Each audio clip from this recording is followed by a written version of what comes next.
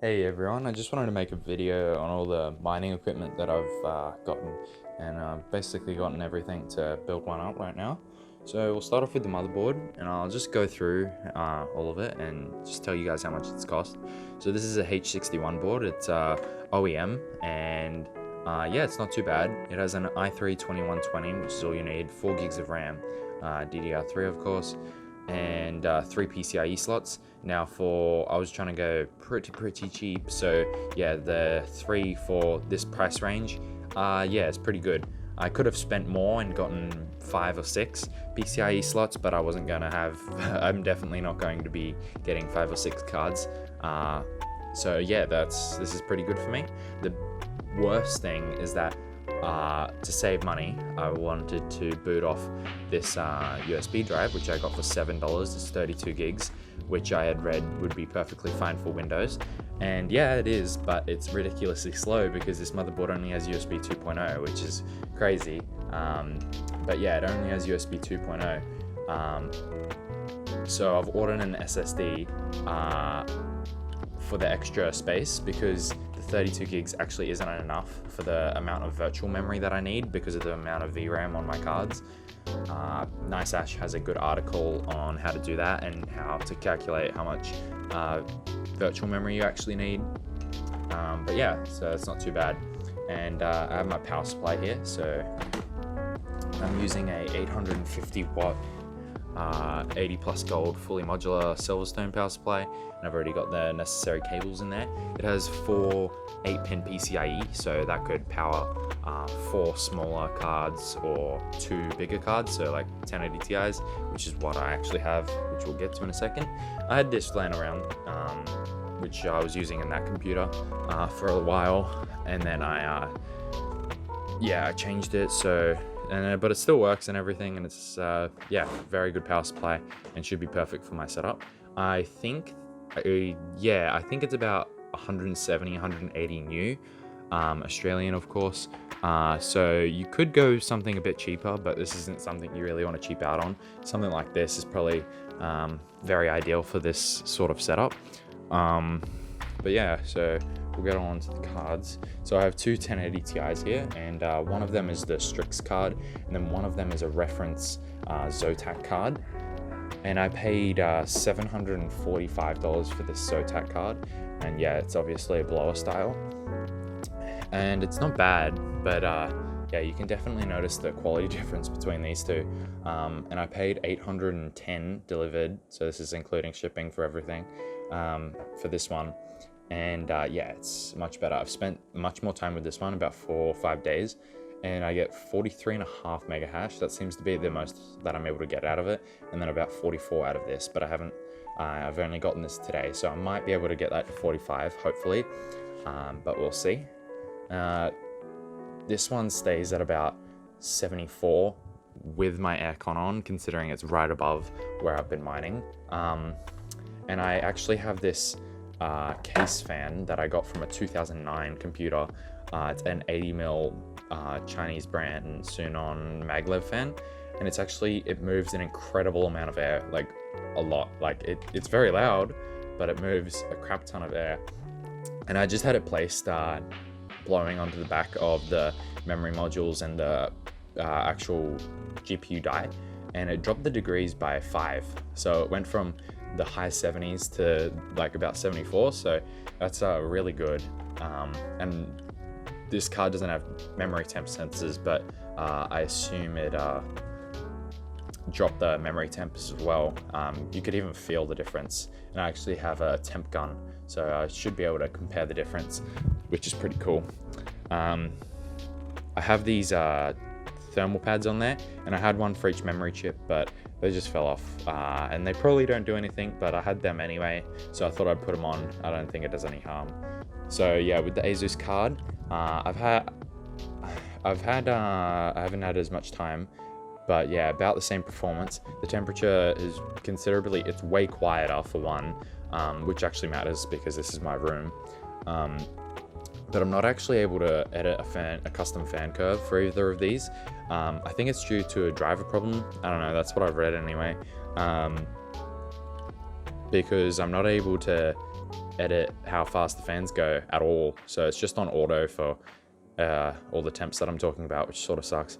But yeah, this shows about a bit of the same temps as this one, but it performs a bit better and is way quieter and doesn't require an extra fan.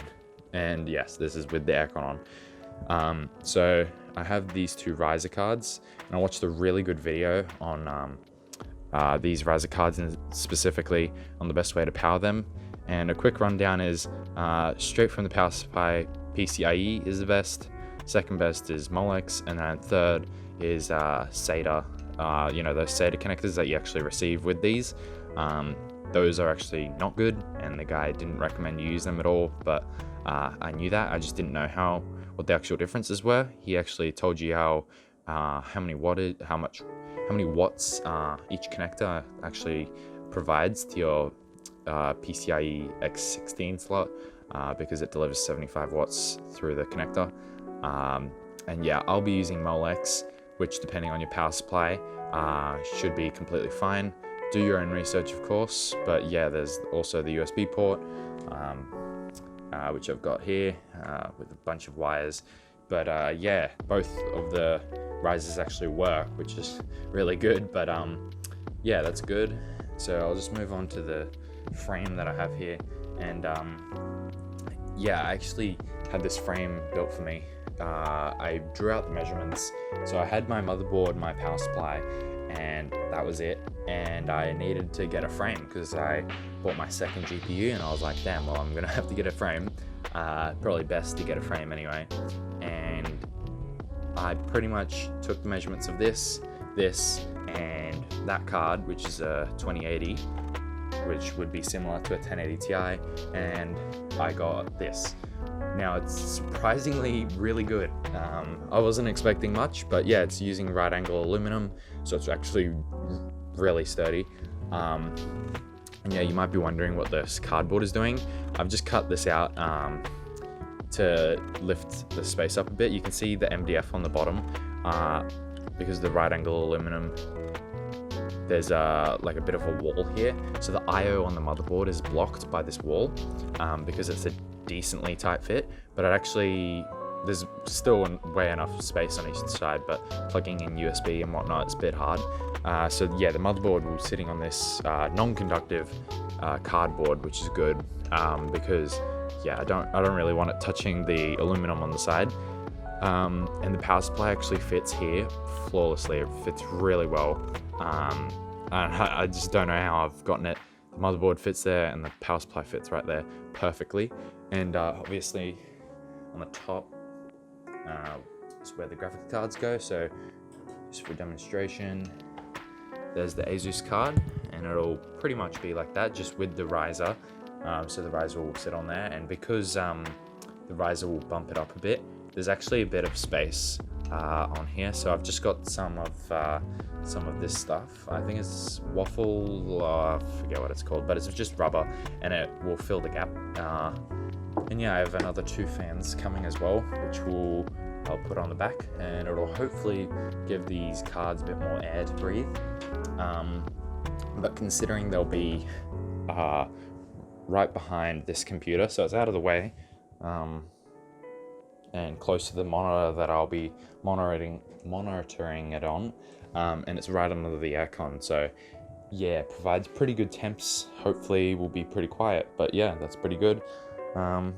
And I'll probably do a time lapse, so yeah, sweet as.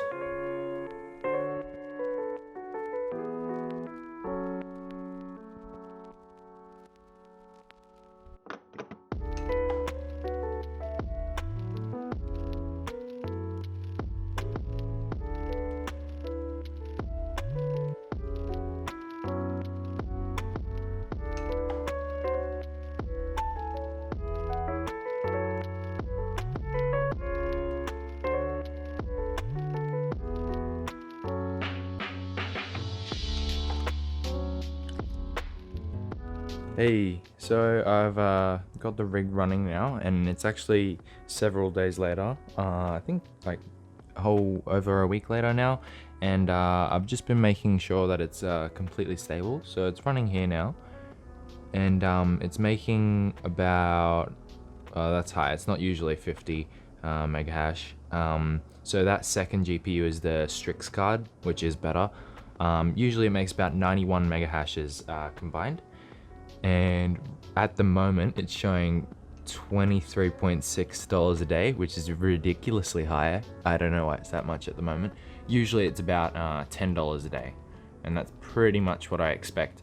I'll have to look at my averages, because I think I get a tiny bit more on average. At least that's what I've observed so far. So I have it sitting here at the moment, but yeah, like I said, I'm going to have it situated right at the back of my computer, with the aircon blowing down. So yeah, it'll be pretty nice. So here's my overclock settings. This is for the Strix card. The core overclock does look like a lot, but it actually made a big difference with the hash rate. And you can see my power is all the way up, and that's just because I don't have to pay for power, so I can do this. It gives me a few more mega hashes, so there's no reason for me not to. Not with the Strix card anyway, because the temperature is pretty good. I'm very happy with 67.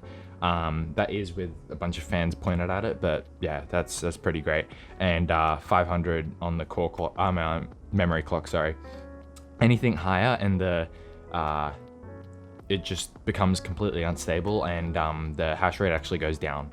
I think that's because the pill is already activated, so it becomes unstable with the timings that are on it. But for the first card, so that's the Zotac blower card, and it's not nearly as good. With the pill activated, anything above 0 just makes the hash rate go down. Although core clock overclocks do increase the hash rate, and see at the moment the first card, which is the Zotac card, gets about 44 mega hashes.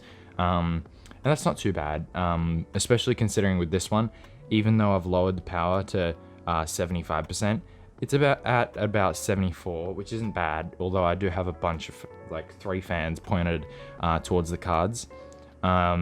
But yeah, this one's technically much more efficient, but I could make the Strix card much more efficient. But yeah, the clocks are pretty alright. I do have a problem where I'm not able to control the fan speed at all, so we'll try and have to fix that. But yeah, that's all I wanted to update you guys on, and just do a little overview of the cable management. So it actually looks pretty good. I was surprised on how well it came out. The frame does a good job on allowing you to, like, put zip ties and stuff, and I have a little power button here with blue tack. It's sketchy, but it works really well. And yeah, this is all together, and you can see the fans just placed on top, and that does look pretty sketchy, but if it works, I don't care how it looks, and it works really well. The fans don't drop the temperatures nearly as much if I have them on the exhaust,